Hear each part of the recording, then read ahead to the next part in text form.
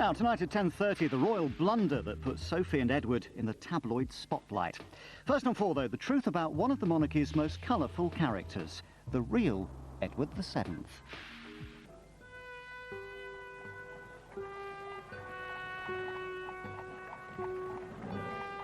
At the funeral of Queen Victoria in 1901, her eldest son, now King Edward VII, saluted the crowd from a splendid black horse. This was what he'd been waiting for all his life, and what his mother had always dreaded. He was unfit to be king as far as she was concerned. He could not succeed. Edward had been king in waiting for almost 60 years. Denied a real job, he had sought rewards elsewhere. He simply lived for pleasure. It's a great aphrodisiac when you're a member of a royal family. And he certainly was a man who took advantage of whatever was going. Once king, he turned himself into a figurehead surrounded by pomp and circumstance. He was a very, very visible king. He loved ceremonials, and he was tremendously good at it. He was, in the words of the song, doing what comes naturally. But the prince who scandalized Victorian society and became a king who indulged his passion for royal pageantry turned out to be the role model for modern monarchs. The future King Edward VII was born in 1841. This family portrait, painted when he was 5, hints at what would become the central conflict of Edward's life, his relationship with his parents. The Queen and Prince Albert looking regal, the Prince with an admonishing finger towards his heir apparent. Victoria looking out to the world, not looking at her family at all, in regal serenity. Edward carried an extraordinary burden of expectation. Victoria announced the birth of her son and heir to a relation by saying, "He is to be called Albert, and Edward is to be his second name. You will understand how fervent my prayers are to see him resemble his angelic, dearest father in every..." She and Albert certainly had a very passionate marriage. That in some way explains her relationship perhaps with her children. Sometimes the children of lovers are orphans. That's what happened to the royal children. They were somewhat excluded from the bond between their parents. Edward's isolation was increased by his parents' other mutual passion, the family business. These twin desks pushed close together like that symbolise absolutely the royal firm, the king and queen as a partnership, as a ruling partnership. Victoria's desk with her pictures on it, with all her writing implements, the knobs to call the servants.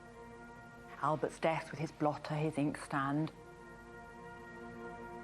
And they pushed their desks together and would work side by side on papers of state, on royal dispatches.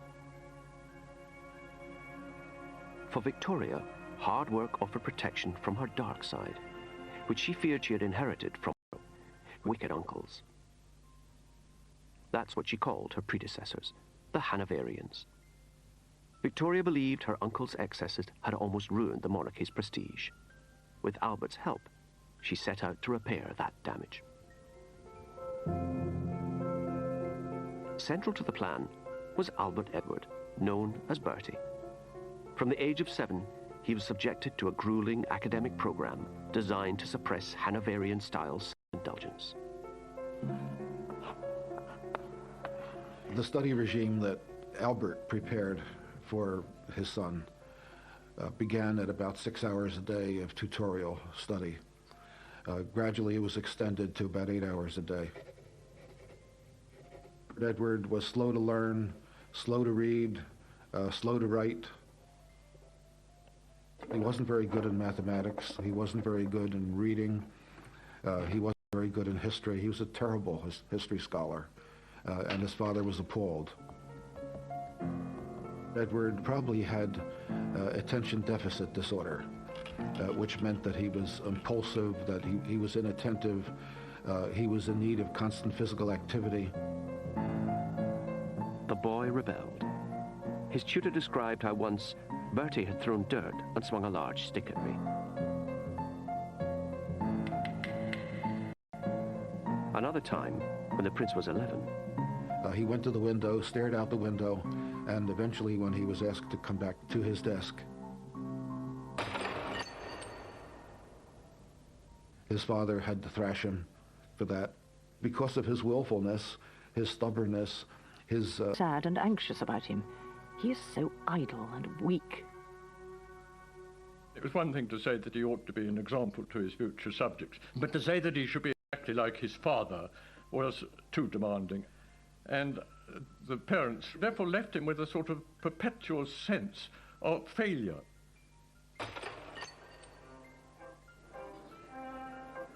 A rare break from this misery came in 1855. The 14-year-old Prince of Wales went with his parents on a state visit to the court of the Emperor and Empress of France. Now, they were exactly the kind of people that suited the temperament of the young Prince of Wales. Was unlike his own parents. They lived for pleasure, they loved clothes, they loved excitement, they loved balls, they loved dances. This simply set his pulses racing. And he was clearly gobsmacked, to use a modern phrase, by the sort of wonderful vivacity and lack of pomp and circumstance, and of course all these gorgeous women. There they all were in their ball gowns, you know, bowing to him, and to a 14-year-old boy. What more do you want? The imperial couple made a tremendous fuss of the teenager. Edward's response revealed the depths of his unhappiness. When they were about to leave, Edward told Napoleon, "You have a very nice country. I wish you were my father." And he wanted to stay in France. And the emperor said, "Oh, you can't stay here. They need you back home." Home, for much of Edward's childhood, was Osborne House on the Isle of Wight. It was meant to be a holiday home, but there was no let-up in the character-building regime. At Osborne, the playground was an allotment. The idea of Victoria and Albert for the children with these gardens was to make them productive, was to make them work hard and systematically. It was a regulated childhood, and they grew vegetables, and vegetables were checked, and if they were of sufficiently high quality, they were actually sold to the house. So in a sense, make them part of the domestic economy and make them very responsible citizens from a very early age. His high-minded parents despaired of the teenage Edward. Looking ahead, Victoria fretted about what would happen when the young prince was old enough to do as he wanted. Bertie continues such an anxiety. I tremble at the thought of when he will be of age and we can't hold him. It is too awful a contemplation. In 1860, Edward's parents took a gamble. Hoping to confront him with the awesome... They made him stand in for the Queen on an historic 3-month tour of staunchly Republican America. He was just 18 when he became the first British royal to visit the United States. He was a very important person, literally a VIP, as we would use the term now. At almost every stop, there was a ball in his honor. He even went to the White House and was greeted by President Buchanan, and he learned how to handle this with grace. Edward lapped up the applause, on one occasion exclaiming in delight, "This for me, all for me." Nourished by the warm reception, a new Edward blossomed. His geniality shone through, and people talked about him constantly as the genial prince. The trip was a tremendous success. It was a success for British foreign policy. It was a triumph. Edward had learned that for a royal, smiling and being charming were just as useful as desk work, the last thing his parents wanted him to discover. Letters were written home by the minister who was with him and that sort of thing, saying what a splendid success he'd been. And Prince Albert simply refused to believe it. And he wrote him a rather disagreeable letter, saying that he mustn't allow his success to go to his head. The American tour was a great success. I mean, he was an absolute celebrity. All his best side was shown. I mean, his sociability, his diplomacy, all that came out. He really made a great success of it. He was a very young man when he went. But his parents didn't appreciate that. They didn't congratulate him on it. And it was another example, I think, of them wanting him to be something else, something that he never was and never would be.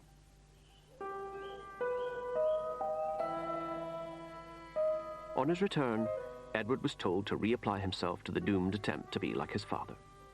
He was now to become an intellectual. In 1861, he went up to Cambridge University. But unlike other students, he didn't take exams in college. Instead, he was installed here at Madingley Hall and closely watched by hand-picked guardians.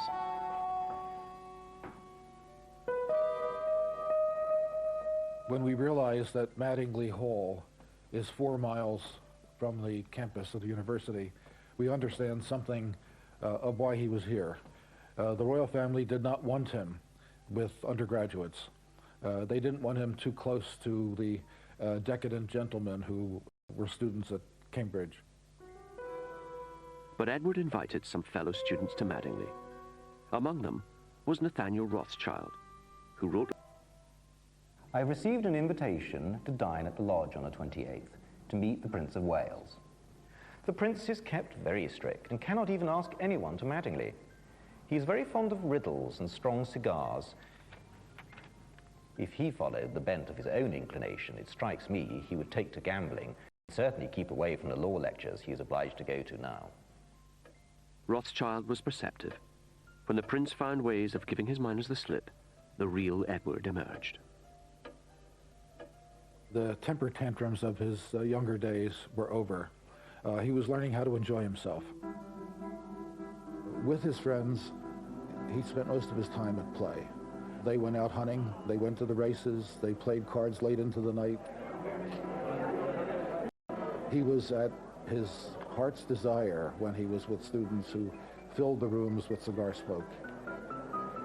At university, Edward learned little that his parents approved of, but he did develop a gargantuan appetite for sensual pleasure. He needed as much as he could get in of gratification, you know, whether it was food or smoking these huge cigars or the excitement that was generated by gambling. Whatever it was, it had to be now, it had to be fulfilling, and it had to make up for the empty space that was left behind from the sort of childhood that was not really a childhood at all. Cambridge would provide the backdrop to the greatest crisis of the Prince's life, all because of a practical joke by some of Edward's raucous new friends. They contrived to get a young lady of what I think is called easy virtue, called Nellie Clifton, to get into his bedroom one night and to stay the night with him. He was delighted by Nellie Clifton, and apparently everybody knew that Nellie was now a mistress of his. Albert found out and was appalled.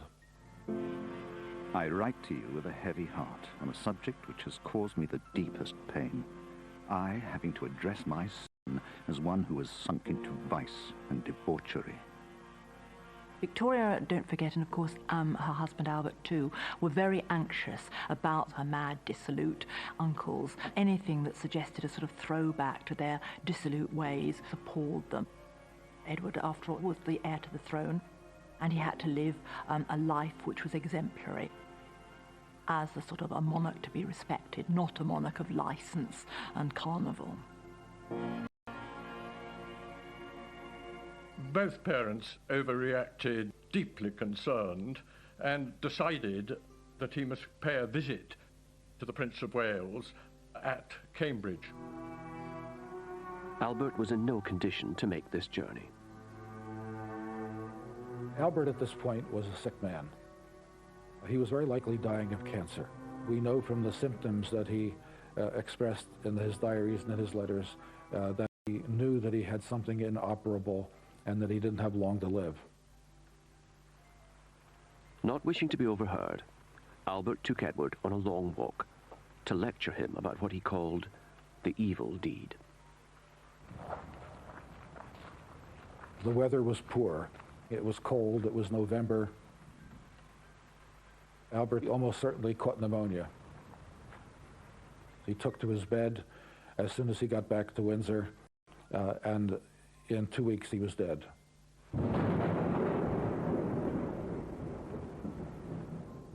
On the 23rd of December, 1861, Prince Albert was buried in the chapel at Windsor. Victoria was absolutely distraught with grief. She really felt that her life was over. She'd seen the monarchy very much by that time as a partnership. She'd not only lost an emotional partner, her helpmeet, but she'd almost so lost her sort of business partner, a working partner. And at that time, she didn't seem to take very much comfort in her children.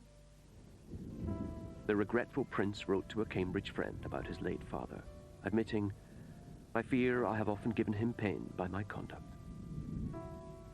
By the time he wrote this letter, Edward had already dropped out of university.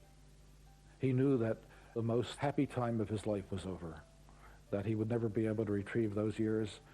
He would have liked to have stayed longer, but he now felt that he had to take his father's place, to be the leading male member of the royal family. But Edward was in for a shock. The Queen attributed Albert's death, totally irrationally and unjustly, to the Prince of Wales. And she wrote a letter to her daughter Vicky after Prince Albert had died at the end of 1861. And she said in this letter, it was Bertie's fall, that's what she referred to the incident with Nellie Clifton as, Bertie's fall killed his father. And then she said, it's rather awful, that... Oh, that boy. I never can or shall look at him without a shudder. You've killed your father. A dreadful thing to tell a child, isn't it? And he carried the burden of patricide for the rest of his life.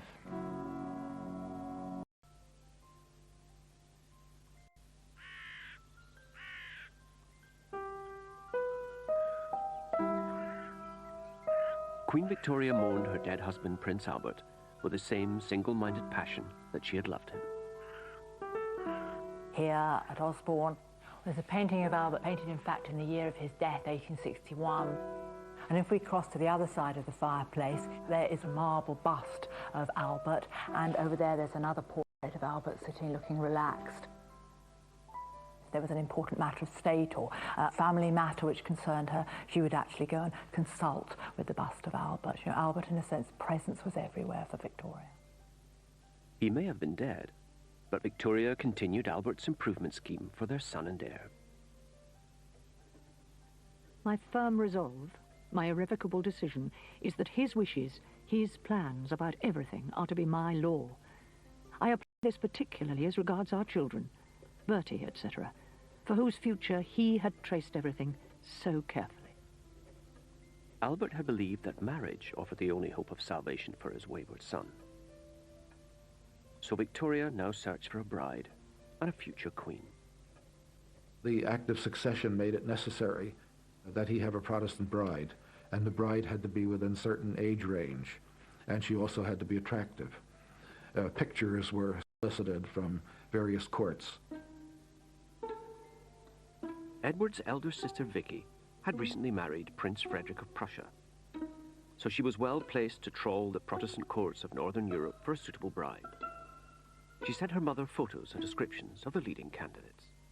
I do not think the Princess of Hesse very pretty. She had not a fine figure, and her teeth are nearly spoiled. Princess of Wied is so odd. She talks so much and laughs so loud. Eventually, a winner was found. I never set eyes on a sweeter creature than Princess Alex. She is very healthy. This was Alexandra of Denmark. Alexandra was very young. She was 17 at most when they first targeted her, possibly even 16. She was one of the most beautiful girls in Europe, and they thought that that would perhaps be sufficient to make her attractive to the Prince of Wales. And so they decided that they must get on with it, and that she was the wife for him. Edward was dispatched to the continent. Left alone with his mail-order bride, he did his duty and proposed. It's difficult to say quite how passionately he fell in love with her at the time, but I think perhaps fell more in love with him than he with her. She once said that even if he'd been a cowboy, she would have wanted to marry him. Edward married Alexandra on the 23rd of April, 1863. He was 21. But the blessing of the young couple felt less like a wedding, more like a funeral, all thanks to Victoria. In this wonderful photograph, instead of looking with pride at her son and his new bride and smiling benevolently, she's actually turned away and looking at a bust of her late husband. It was a very dismal business, and she made it even more dismal by taking the bride and groom before the marriage to the mausoleum where Albert was buried.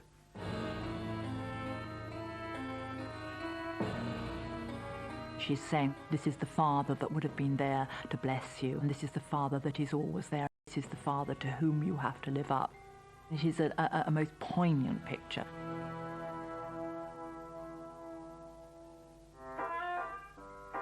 Marriage did have advantages for Edward, notably a home of his own. Well, this is Marlborough House in London, and this was his marital home. He moved in here in 1863, just after he married Princess Alexandra. You can see how living in a place like this must have reinforced the idea that Edward always had of his status as a prince.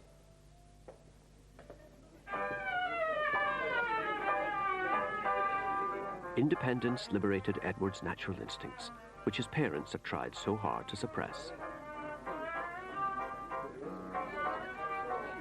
He and Alexandra held parties every night, and few would refuse an invitation from the Prince of Wales. Soon, Edward and his smart friends were known as the Marlborough House set.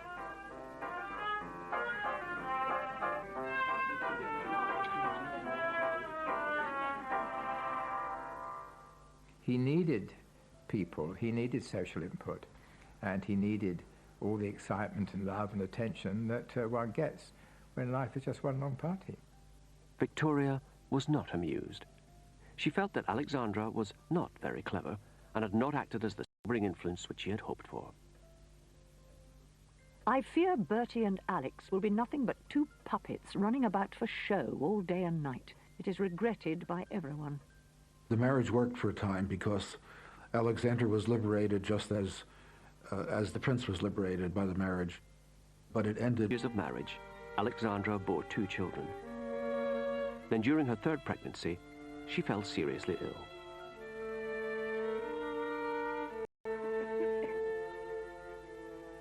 The prince claimed loyally that he was going to stay by her. He moved a desk into her bedroom so that he could write letters and conduct domestic business literally from her bedroom. But then her mother came from Denmark to help take care of her, and he was liberated from having to be a loyal husband. That was the end of it. After that, the marriage went steadily downhill. Although he had tried hard to behave like his noble father, Edward was no Prince Albert. He took a long time to grow up. He probably, in retrospect, married too young. He was only 21 when he got married. Never really had time to sow any wild oats. And I think probably he wasn't a very likable young man and not a very intelligent young man, and probably rather boorish and self-centered and arrogant.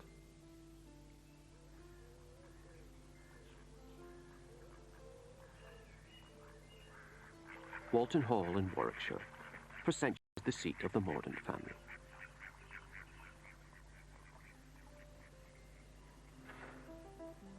A member of that family, Elizabeth Lady Hamilton, has written a history of a real-life Victorian melodrama that took place here. It involved Edward and the owners of the house, Sir Charles Mordaunt and his wife Harriet. Sir Charles was a country gentleman, and he was not in the smart set at all, whereas his wife was. She married Sir Charles for his house rather than for himself. That was my impression. And she had become friendly with the Prince of Wales. Sir Charles was warned that the Prince of Wales had a little eye for his wife, and he was absolutely determined that the prince wouldn't be invited to come here. But in the summer of 1868, Sir Charles went on a fishing holiday to Norway, and Edward raced up to Walton Hall. He had invited himself to view some grey ponies that Harriet had bought from the royal stables. There she was, wheeling around, looking very pretty, I'm sure.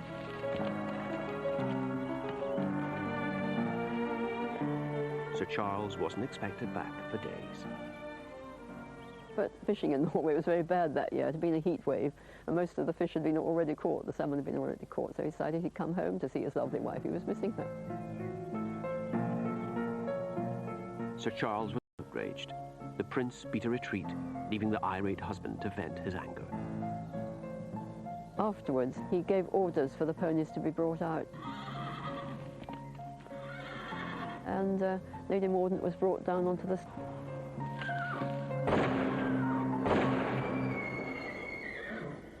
And then the following year, Lady Mordaunt gave birth to a baby here at Walton Hall.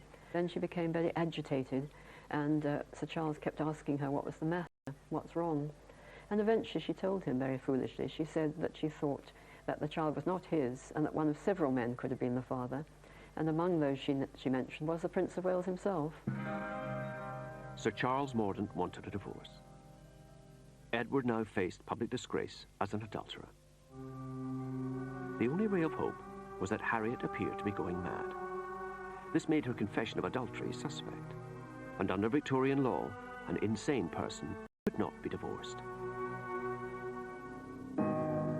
But Sir Charles was stubborn. He intended to prove in court his wife was sane. The trial would hinge on Harriet's confession of adultery. Edward took the stand, the first heir to appear in a court of law for almost 500 years. He came into the witness box and was asked flatly whether he had or had not committed an act of impropriety with Lady Mordaunt, to which he replied, no, he did not, had not. The court then heard from Dr. William Gull, Edward's personal physician, who said that in his expert opinion, Harriet was insane. On the testimony of a prince and the diagnosis of an eminent doctor, Harriet was declared mentally unfit.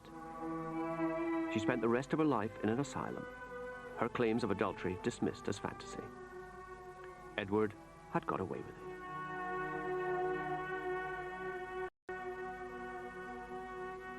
He has the opportunity, because of his very specially elevated status, to be above the normal sins that ordinary people get stuck with.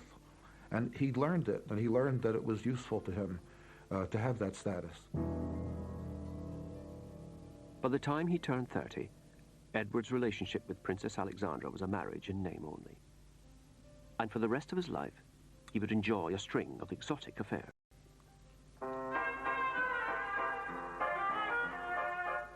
There was Lily Langtry, a model turned actress. Cora Pearl, a famous courtesan. Lady Daisy Brooke, whom he called my darling Daisy wife.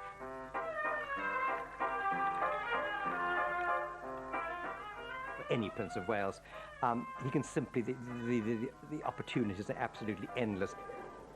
And once women realised what he was like, he in a way became fair game for any kind of adventurers. At house parties, he would sleep with a woman for one night. He might go to Paris, sleep with a woman there. In Paris, there was a can-can dancer at the Moulin Rouge. Well, frankly, he went to brothels when he was in Paris. This was one of the great attractions of Paris for him. With the best will in the world, he really couldn't stop himself. Victoria and Albert had set to create the perfect prince. Instead, they had produced Edward. When he turned 30, the future King Edward VII had few illusions about what being Prince of Wales meant. Wealth, status, and unemployment. He wrote to his mother saying, "I should be very glad to have an opportunity to discuss the subject of some useful employment as your eldest son, and which I am as anxious as ever to obtain." Queen Victoria was a busy monarch. She worked her way through the red boxes which contained government papers, commenting and interfering. Her late husband, Prince Albert, had helped with her workload, and even had his own key to the boxes. When Edward asked for one, Victoria replied, "You could not well have a government key, which only ministers and those immediately connected with them or with me have." The prince was impulsive, and his impulsiveness led him into indiscretion. And she realized that to give him any access to information was wrong, because he could not contain it. She wanted to keep in full control, and so she was very, very reluctant to let him see government dispatches or any Foreign Office documents or anything like that. In many ways, she fueled the fire of Edward's rather unemployed youth style of life, because he wasn't seen to have a role in it. It must have been very frustrating and somewhat humiliating.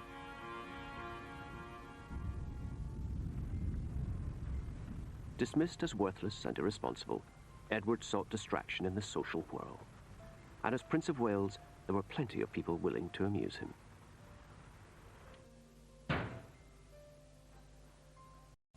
Christopher Sykes is a descendant of a leading member of Edward's Marlborough House set.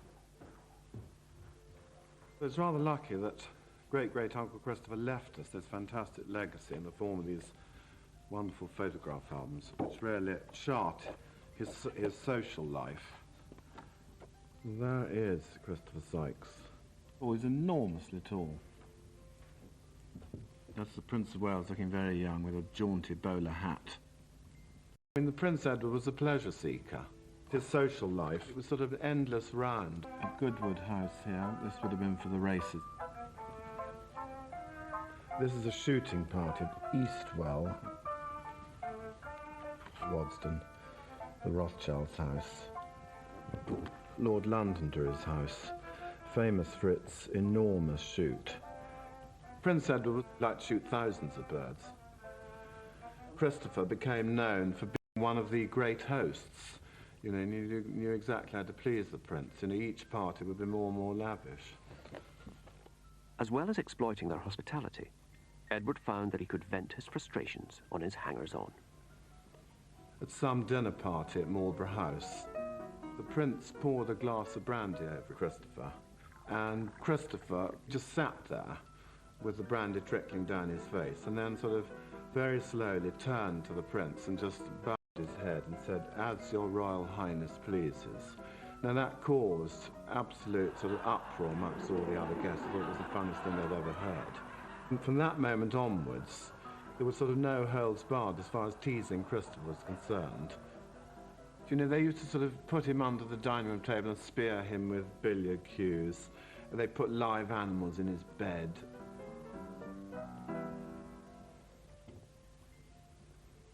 Well, he was a bit of a bully, Edward. He enjoyed having the power over people. Christopher Sykes' friendship with the prince ended up costing him more than his self-respect. No, he went bankrupt, unfortunately. You know, he just blew every penny he had. He died sort of penniless. It's rather sad, really. Poor Bertie gives much cause for remarks of no good-natured kind.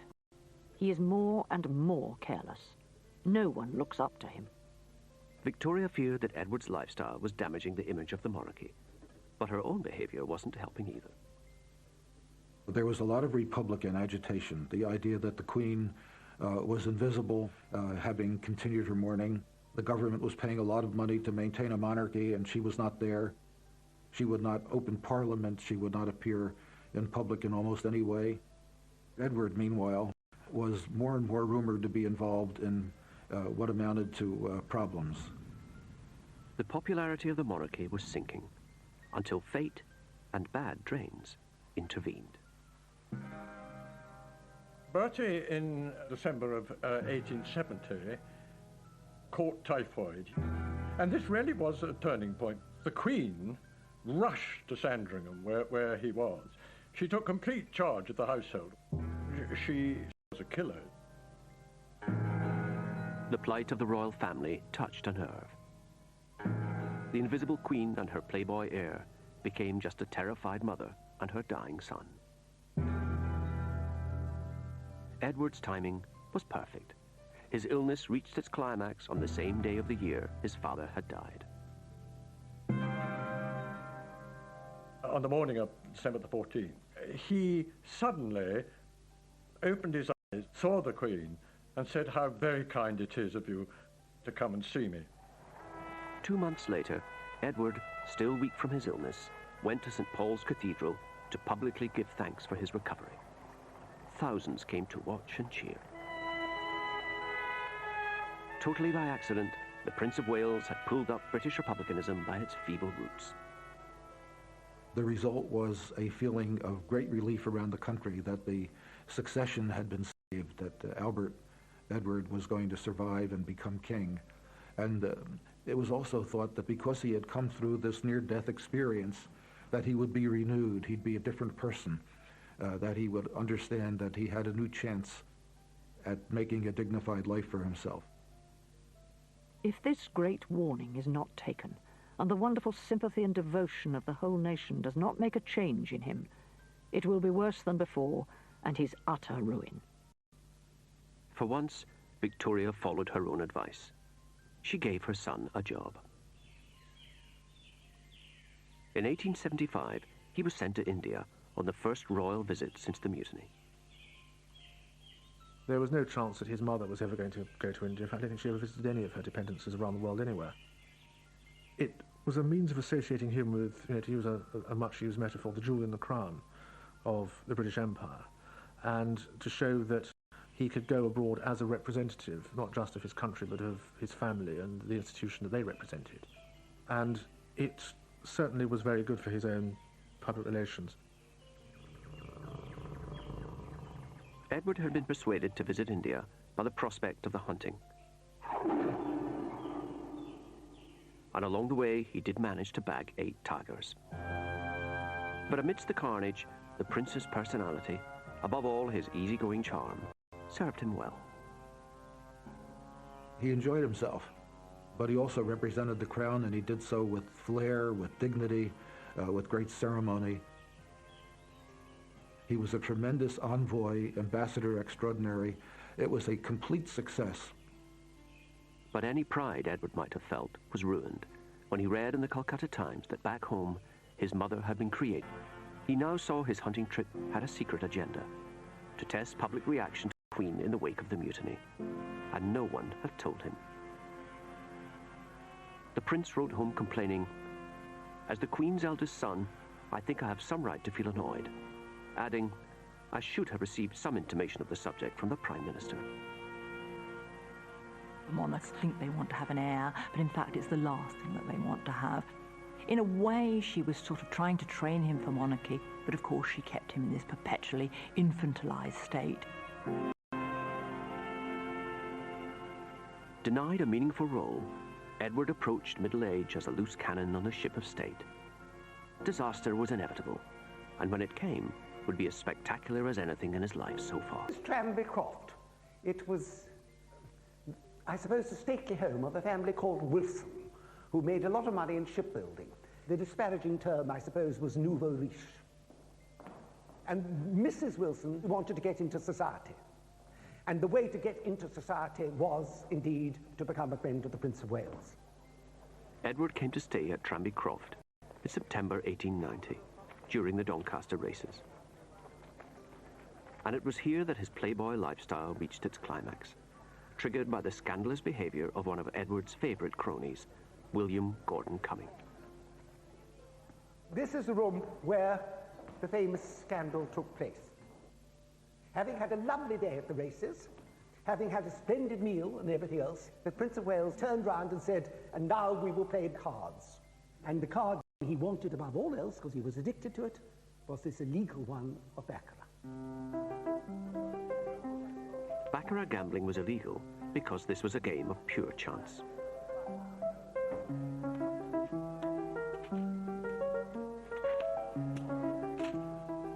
Edward's easygoing set flouted the law. Far more important to them were unwritten rules governing conduct at the card table. And at Tranby Croft, one of these rules was broken. The son of the household, young Mr. Wilson, thought he saw Gordon Cumming cheating, and moving his counters after the stakes had been agreed.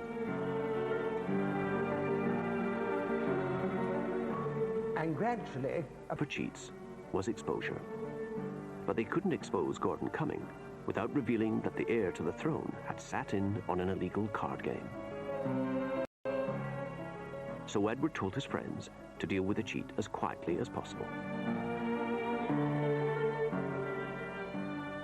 So they then decided on a disastrous plan, which was to persuade William Gordon Cumming to sign a document undertaking never to play cards again. And if he did that, then they wouldn't tell anybody and nobody would be prosecuted. Although Gordon Cumming denied he had cheated, he signed, saying that he was doing so to protect the prince from public scandal.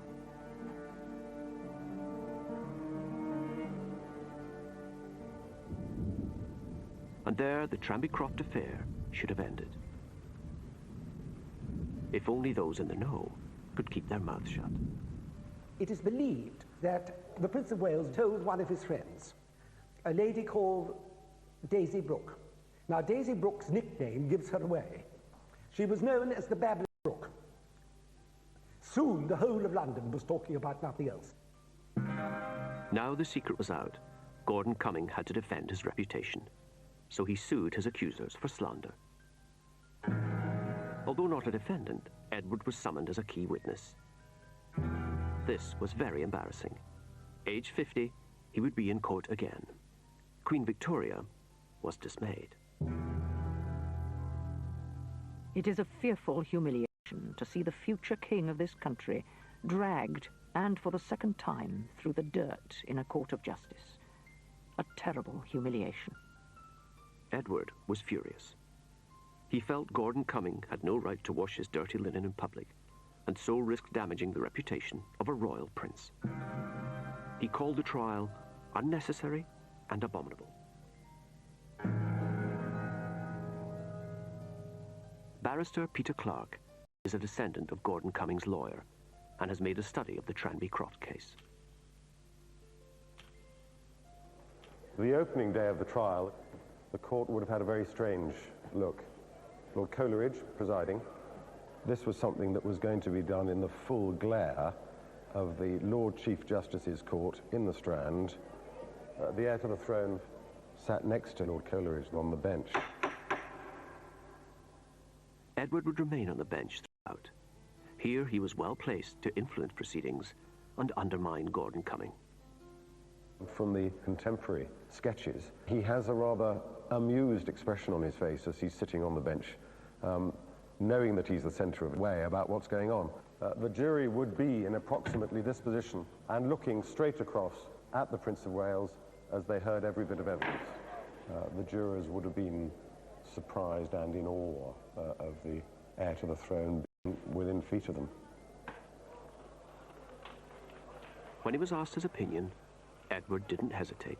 The juror stood up and asked the Prince of Wales, "What was your Royal Highness's opinion at the time as to the charges made against Sir William Gordon Cumming?" And the Prince of Wales turned to his side to face the juror. The charges appeared to be so unanimous that it was the proper course. No other course was open to me than to believe them. The case was now effectively closed. The jury's verdict went against Gordon Cumming. Plainly, their verdict had been affected by the Prince of Wales's evidence. Gordon Cumming faced social death. Edward's dignity had been wounded, but not fatally. The whole Tranby scandal affected him tremendously because, again, here he was in court and to the world revealed the fact that there he was gambling for money. It seemed to underline what his mother had all along been saying, that he was feckless, that he lived for pleasure, that he was indiscreet. And it was sobering, and coming late in life when people thought he should have been too old to be leading that kind of life anymore, it did have a certain effect on him, definitely.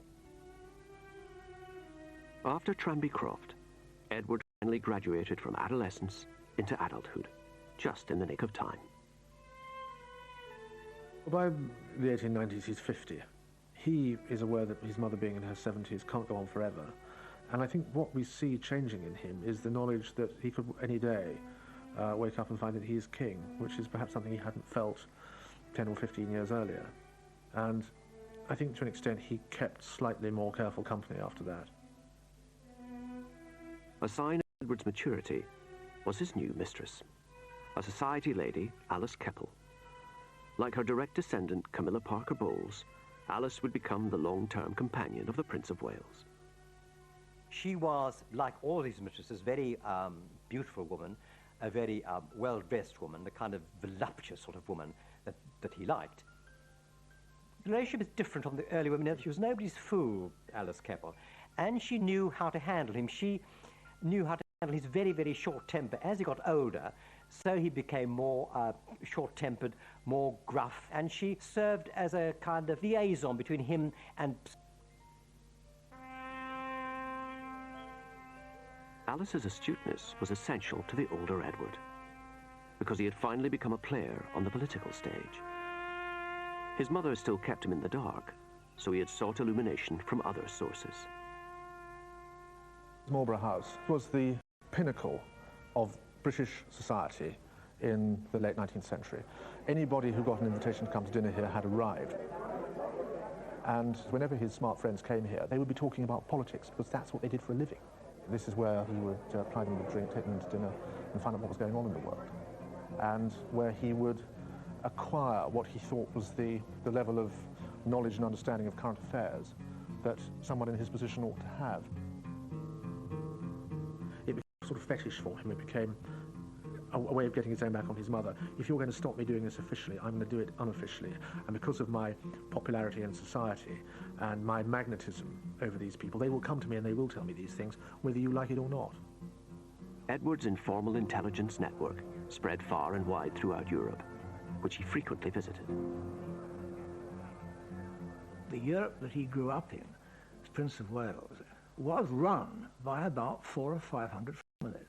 They were the chancellors, they were the foreign ministers, they were the ambassadors, they were the generals, they were the chiefs of staff, they were even the archbishops in all these continental countries. And if you were at the top of that pyramid, you'd function not through papers and archives, but through this unique nexus of links which he had as the leader of European society. Edward became known as the Uncle of Europe, and a frequent topic of conversation at his dinner table was the aggressive behavior of one of his nephews, the German Emperor Kaiser Wilhelm. The Kaiser was always banging on about being emperor. There was all this bombast, always this show of total unpredictability. He did perfectly calm and peaceful for a month or two at a time, and then suddenly something would get hold of him, and he'd make some great undramatic, bombastic, arrogant speech, which would set the whole of Europe tittering. They'd say, good God, what's Germany going to do now? Although 18 years his junior, the Kaiser had what his uncle didn't have: power. He dismissed Edward as that vain old peacock, and Edward's dislike of his nephew was no secret. To describe that relationship briefly, one could only say that it was bad on both sides. It involved imperial rivalry, it involved naval rivalry. The Kaiser built an enormous navy, which only could really be directed against us, or at least so Edward thought. For Edward, German power. His other major anxiety was his mother's seclusion. These 20 seconds of film offer an exclusive glimpse of the Widow of Windsor. To the general public, the Queen remained simply invisible. She was very anxious never to have anything that was vulgar, and the idea of spectacle and pageant was not her idea of how a monarch, a dignified monarch, perhaps behaved. Edward, however, believed monarchs were there to be seen. Wanting himself to inherit a throne that is popular, he sees that he's going to have to spend his years as Prince of Wales doing things that will maintain its popularity. So if it means he has to go and open a few hospitals or cut a few ribbons at exhibitions, he'll do it, because, again, he's very conscious of the good public relations of having that role. And it's because of the attitude his father and mother had taken towards him as a very young man. He always has this notion that there's something to prove. And one way that he can improve his own self-esteem is to be out in public and to be performing functions, however straightforward, trivial or ceremonial, but to do them well and to be popular. By the 1890s, Edward was making almost 50 major public appearances a year. He lent his support to thousands of hospitals and charities.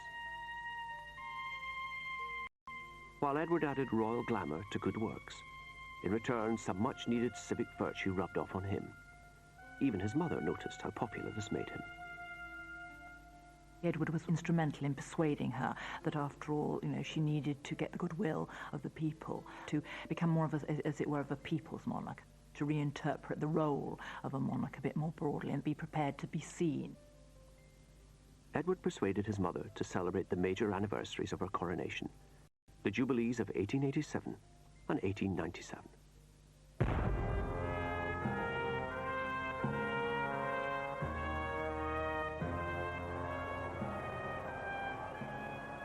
The impresario of the Jubilees was Edward. He relished this chance to indulge his passion for dressing up and showing off.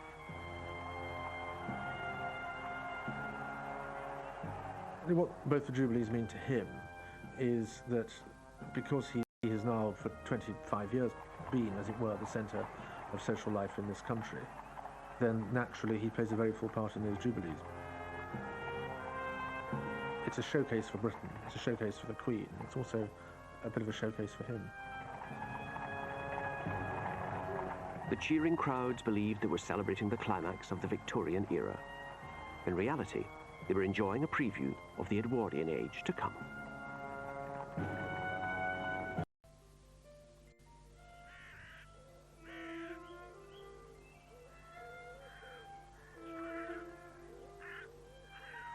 In late January 1901, an important message left Osborne House on the Isle of Wight. It bore the news Prince Edward had waited for all his adult life. The message was from Sir James Reed, Queen Victoria's doctor. His diary records what he said.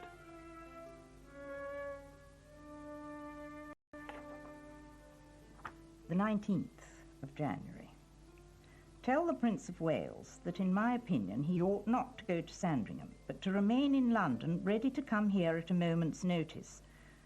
That I consider the Queen's condition is a most serious one, and that I think it quite possible she might be dead within a few days. Edward wasted no time. In hours he was here at his mother's bedside in Osborne House. In the evening, I took the Prince of Wales to see the Queen and to speak to her. After the Prince of Wales left, the Queen took my hand and repeatedly kissed it. She evidently, in her semi-conscious state, did not realize the Prince had gone and thought it was his hand she was kissing. Victoria's dying thoughts reflected her lifelong anxiety about the succession, as Reed's diary reveals. She looked in my face and said, I should like to live a little longer, as I have still a few things to settle. I have arranged most things, but there are still some left, and I want to live a little longer. I don't think she ever said that gracious, wonderful speech that the Prince of Wales had hoped for, that, now I have full confidence in you, as it were, go forth and rule. I don't think that ever happened. Edward's last moment with his mother was typical of their difficult relationship.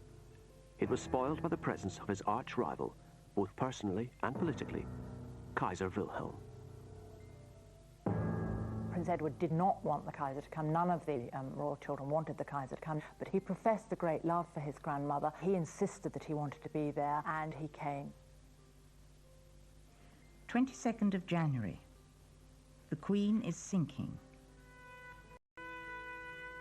I had for the last hour been kneeling at her right side, supporting her in a semi-upright position, helped by the Kaiser, who knelt on the opposite side of the bed.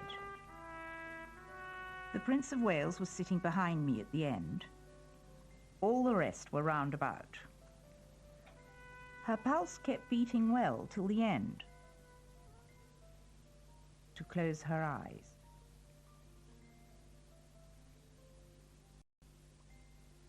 It was a relief in many ways to rid himself of that oppressive burden that was his relationship with his mother, and to take on another burden, that of the crown.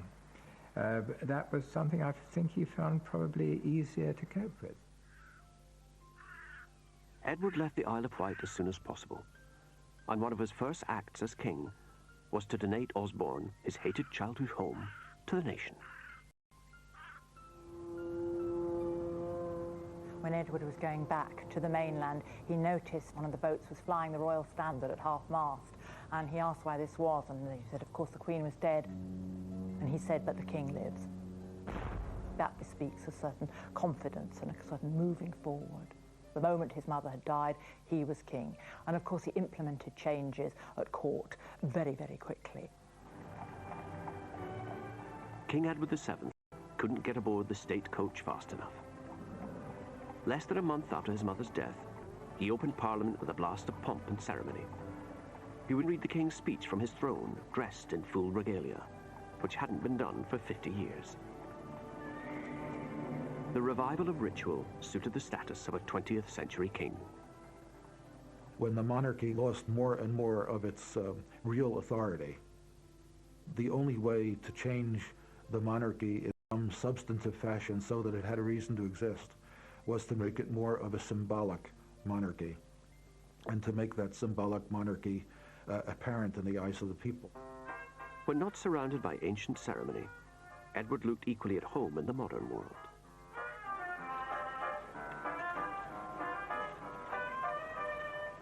And he was always interested in new fads and fancies. He was for every one of them. He learned how to ride a bicycle, for example, because it was a new fad. He took up golf briefly. Edward always liked new things.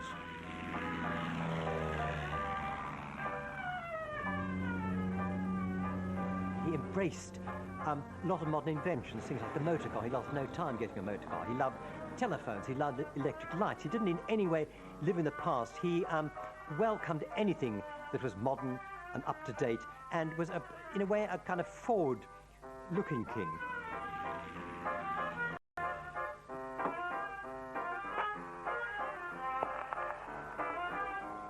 It was the beginning of a new century.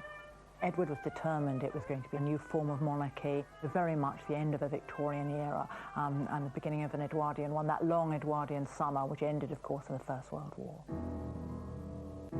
But he played a central role in forging the alliances which would fight it. He sees the role of the monarch in a not entirely logical way. While I think he would recognise that he had to act on the advice of the Prime Minister, there are certain areas in which he is passionately interested. I'm thinking particularly of foreign affairs, where if he has a view, he will make that view known, and he will expect his view to be taken seriously. And it was a difficult time for everybody as a result. The king feared his bumptious nephew, the Kaiser, might lead Germany to war with France, a country Edward visited devotedly every year, but which few in Britain seemed to care for. France was what we might call the traditional enemy. We fought the French in the 18th century, we fought the French in the Revolutionary Wars, we fought Napoleon. There was a long, long tradition of enmity. The Prime Minister, Arthur Balfour's solution was to sit on the fence and let these two titans slug it out, a policy called splendid isolation. The king hadn't been sympathetic to splendid isolation. He had this great love of France. He didn't like his nephew, the Kaiser. He saw the French as a natural ally against a ruler that he, and a country and a culture that he regarded as deeply antipathetic. So Edward set out to redraw the political landscape. The uncle of Europe would show Britain and France that they could be allies. For help, he turned to a Portuguese diplomat, the Marquis de Soberao. He was nicknamed the Blue Monkey. He was really the darling of Edwardian society. Everybody knew him, very good looking in a sort of rather tough way, but immense charm. He was the one man with whom Edward, when king, shared all his secrets, including the great one of all. March the 1st, 1903, he gets his friend Soberao, comes to Buckingham Palace. And the king said to Soberao, look, I have to make, really it's time, the moment's come, to make a highly important political visit to the French president. But then he goes on to say, nobody here knows a thing about it. I haven't told the Prime Minister, I haven't told the Foreign Secretary, I I haven't told my wife. This is between you and I for the time being. Now, you simply drive a coach and horses through the British Constitution by planning a highly important political trip without telling a Prime Minister, your Foreign Minister, or anybody else. Just your chums, the Portuguese from Marquis de Sovaral.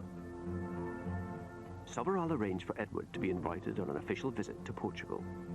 But the Foreign Office, the Prime Minister at the time, had no interest in doing this.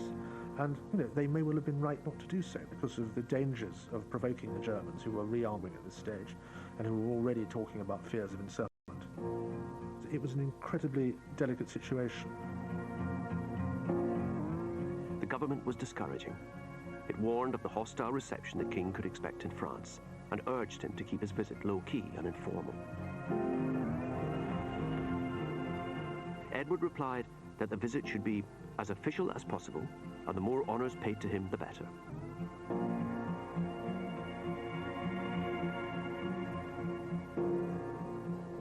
The stakes were high, the risks enormous. When he entered Paris, there was a medium-sized crowd, but you would hear some anti-British shouts. Edward turned on the charm. This was, after all, his home away from home. He made a visit to the town hall. He gave his little speech saying, "Thank you for your welcome, and this city, où je trouve toujours comme chez moi, where I always feel at home." And this phrase went round Paris like a streak of fire. It was nothing but heaven. Chez moi, chez moi, chez moi. This is what the king said. With this wonderful charm he had, he wooed the crowds and won them over. 48 hours later, when he left, all you heard was "Vive le roi," "Vive l'Angleterre." And by the end of the time, they were saying "Vive notre roi," as if he were King of France. It had been a gamble, but it had come off. He put in place what he wanted to put in place. It was the understanding with France. Within a year, the Entente Cordiale was signed, a treaty which guaranteed Britain and France wouldn't fight each other. Edward hoped this alliance would contain Germany and so secure peace in Europe.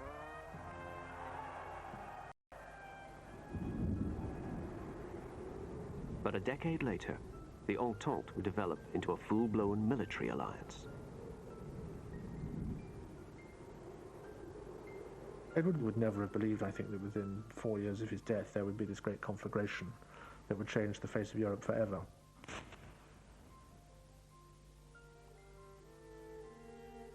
Edward's impact on domestic politics was minimal. By the time he came to the throne, the country was run by politicians. From 1905, the government was liberal and intent on radical social change. He knew that if Parliament were better off trying to do it, and he had a very realistic view of what a monarch could achieve. Luckily, Edward's modest talents and appetite for company, which had so worried his mother, now suited him perfectly for the only role that was left. In his short reign of 9 years, he pioneered the style of a modern monarch, a dignified figurehead, with a popular touch. Edward VII was the most visible monarch that there had been. He was seen everywhere on the racecourses of Henley, Cowes. He genuinely enjoyed doing it. Almost one of the most important aspects of his life was as a great showman, as dressing well, as being the king, as being somebody very important, somebody very stylish. I think he loved every minute of it. It's all very easy to paint him as a man who was interested in shooting, in sleeping with actresses who were not his wife, and in playing baccarat. And, you can make that caricature of him as a pretty useless, idle man who, for a few years, happened to be King of England at a time when actually it was politicians who were running it. But I think there was much more to him than that. When, after years of waiting, he got his chance to be king, he did it very well. By 1910, Edward's appetites had caught up with him. Aged 69, his health had collapsed. As Dr. Reed's diary recorded, At 10 saw the king. His Majesty seemed to me worse. Went away and came back at 12. Saw the King repeatedly. At 5, the Queen arrived from the continent. But even at the end, Edward dodged the respectability he'd spent a lifetime evading. Queen Alexandra wasn't the only woman at the King's bedside. His mistress, Alice Keppel, insisted on being admitted to say her last goodbye. Charles went with his parents on a state visit to the court of the Emperor and Empress of France. Now, they were exactly the kind of people that suited the temperament of the young Prince of Wales. Was unlike his own parents. They lived for pleasure, they loved clothes, they loved excitement, they loved balls, they loved dances. This simply set his pulses racing. And he was clearly gobsmacked, to use a modern phrase, by the sort of wonderful vivacity and lack of pomp and circumstance, and of course all these gorgeous women. There they all were in their ball gowns, you know, bowing to him, and to a 14-year-old boy, what more do you want? The imperial couple made a tremendous fuss of the teenager. Edward's response revealed the depths of his unhappiness. When they were about to leave, Edward told Napoleon, "You have a very nice country. I wish you were my father." And he wanted to stay in France. And the emperor said, "Oh, you can't stay here. They need you back home." Home, for much of Edward's childhood, was Osborne House on the Isle of Wight. It was meant to be a holiday home, but there was no let-up in the character-building regime. At Osborne, the playground was an allotment. The idea of Victoria and Albert for the children with these gardens was to make them productive, was to make them work hard and systematically. It was a regulated childhood, and they grew vegetables, and vegetables were checked, and if they were of sufficiently high quality, they were actually sold to the house. So in a sense, make them part of the domestic economy and make them very responsible citizens from a very early age. His high-minded parents despaired of the teenage Edward. Looking ahead, Victoria fretted about what would happen when the young prince was old enough to do as he wanted. Bertie continues such an anxiety. I tremble at the thought of when he will be of age and we can't hold him. It is too awful a contemplation. In 1860, Edward's parents took a gamble, hoping to confront him with the awesome